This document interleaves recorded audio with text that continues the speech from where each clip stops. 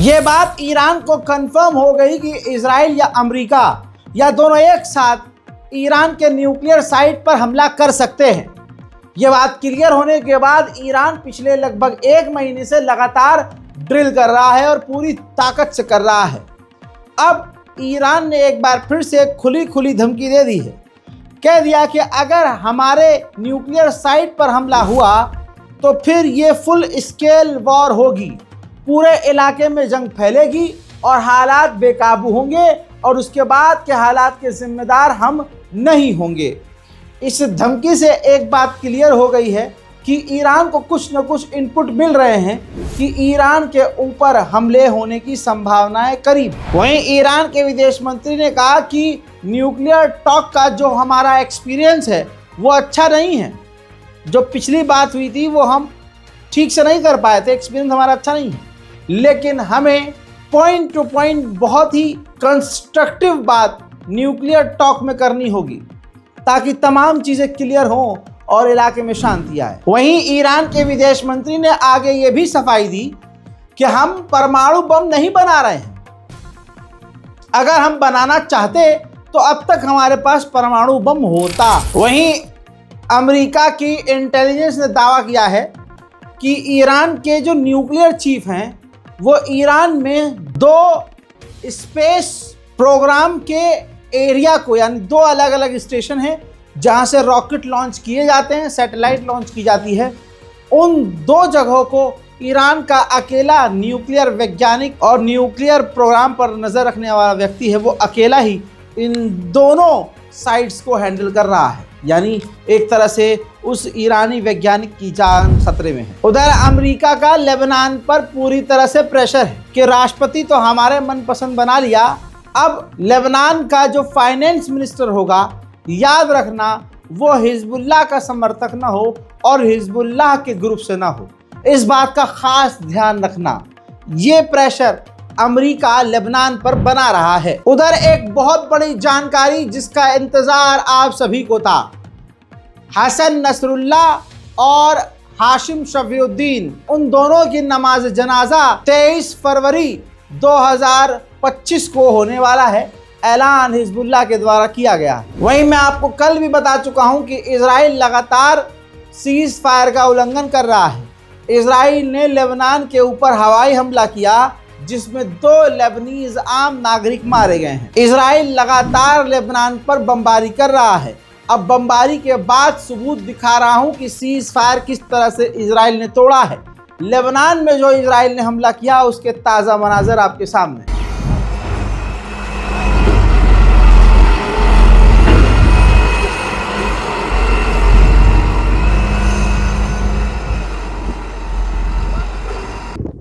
على طريق طفيل سوريا بعيد عن البلد 500 متر وهي أثار الغارة।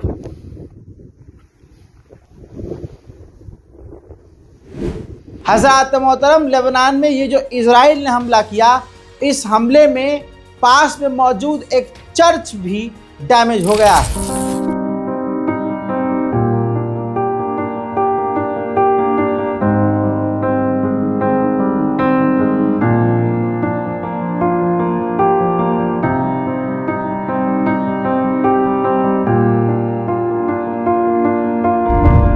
वहीं Vladimir Putin ने Syria के जोलानी सरकार को ऑफर किया है कि आपके मुल्क को बनाने में हम भी मदद करने को तैयार हैं, लेकिन शर्त पुतिन की यही है कि अगर हमारा मिलिट्री बेस आपने वहां रहने दिया तो हम पूरी मदद करेंगे आपके शहर को, आपके मुल्क को दोबारा बनाने में। उधर 81,500 सीरिया के रेफ्यूजीज तुर्की से वापस सीरिया लौट आए हैं। क्रिसालिस नाम का एक बड़ा टैंकर 15 से 16 महीने बाद पहली बार लाल सागर को क्रॉस किया है, वरना जब भी ये समुद्र में उतरता था हुतीस की मिसाइल इस पर आकर टकराती थी।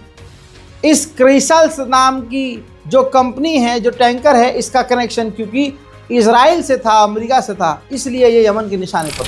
उधर डोनाल्ड ट्रंप की गवर्नमेंट ने आधिकारिक तौर पर ऑफिशियली कंफर्म किया है कि 30 सेटलर्स यहूदियों पर से 30 यहूदियों पर से पाबंदी ट्रंप ने हटा दी है। ये वो यहूदी थे जिन्होंने फिलिस्तीनियों के घरों पर हमला किया, फिलिस्तीनियों के घर पर आग लगाई, उनकी गाड़ियों और खेतों में आग लगाई। हजरात, गज़ा में कल हमास ने कंफर्म किया कि मोहम्मद दाइफ मारे गए हैं। अब उनके लिए नमाज जनाजा लेबनान में भी अदा की गई है। देखिए,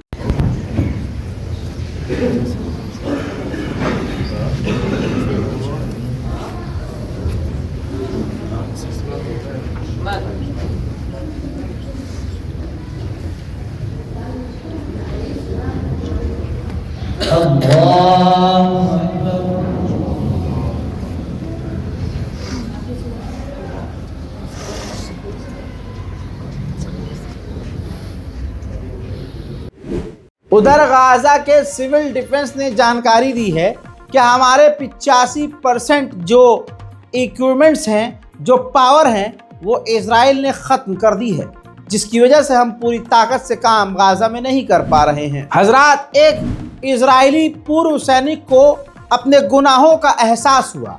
उसने कहा कि शुरू में, क्योंकि हर इजराइल के लिए 6 से 8 महीने की सर्विस ज़रूरी होती है कि वो इजराइल की फ़ौज में सर्व करे, तो उसने बताया कि बहुत साल पहले जब मैं अपने वक्त में इजराइल की फ़ौज में था तो हफ्ते में 2 से 3 बार हम किसी भी फ़िलिस्तीनी के घर में घुसते थे और उन फ़िलिस्तीनियों को पकड़कर दूसरे कमरे में फेंक देते थे या उनको मार पीट कर उनके मकानों को खाली करवाते थे।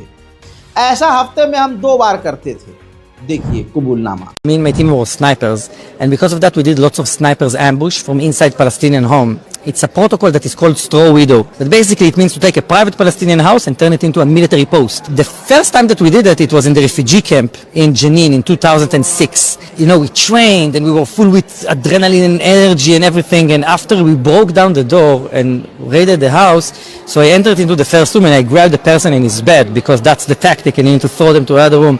But when I lifted from his bed, I realized it was an 11-year-old kid, and I had camouflage on my face, and it was at gunpoint. So he'd look at me with his eyes and he was so afraid, and I threw him with the rest of the family to another room. But I did that 2 or 3 times a week till I finished my army service. I invaded into hundreds of homes. I dragged Gaza और फिलिस्तीन के लोगों के लिए Germany में silent प्रदर्शन हो रहा है।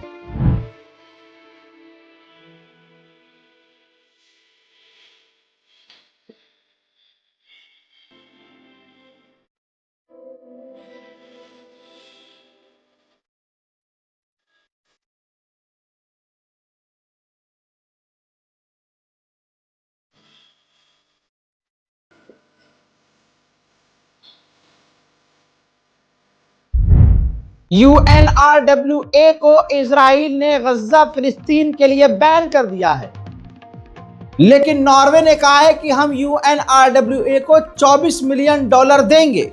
उधर UNRWA ने कहा कि बैन भले ही कर दिया हो इजराइल ने हमें, लेकिन हम काम गाजा और फिलिस्तीन में करते रहेंगे। इजराइल के लिए इससे बड़ी हार क्या होगी कि सिर्फ इजराइल के 4% लोग मानते हैं कि इजराइल के जो गोल थे अचीव हुए हैं और इजराइल जीता है। बाकी 96% सबका यह मानना है कि इजराइल बुरी तरह से हार गया है, हम ये जंग हार गए हैं। हजरात, जो रूस की इन्वॉय, जो रूस के एम्बेसडर इजराइल में हैं, उन्होंने जानकारी दी है कि भारी मात्रा में जो रूसी इजराइल में रहते थे वो परमानेंट इजराइल छोड़कर वापस रूस जा रहे हैं।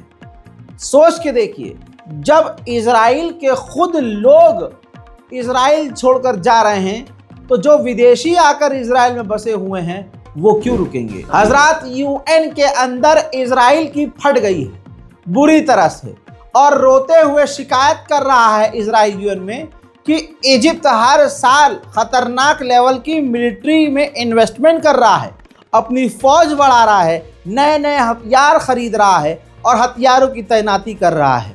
सवाल ये है कि इजिप्ट ये किसके खिलाफ कर रहा है, इजिप्ट का नेक्स्ट मूव क्या है। हम उसके पड़ोसी हैं, हमें खतरा है। ये इजराइल इजिप्ट के लिए आर रोना कर रहा है ना यूएन में। मेरे दोस्तों, यूरोपीय यूनियन की मिलिट्री टास्क जो मिलिट्री है वो गाजा में तैनात हो गई है, जो कि फिलिस्तीन अथॉरिटी और इजराइल के साथ मिलकर काम करेगी ताकि बॉर्डर पर शांति और अमन रहे। हजरात, फिलहाल के इस रिपोर्ट में इतना ही। इस रिपोर्ट को शेयर कीजिए, वीडियो को लाइक कीजिए, चैनल को सब्सक्राइब कीजिए। जय हिंद।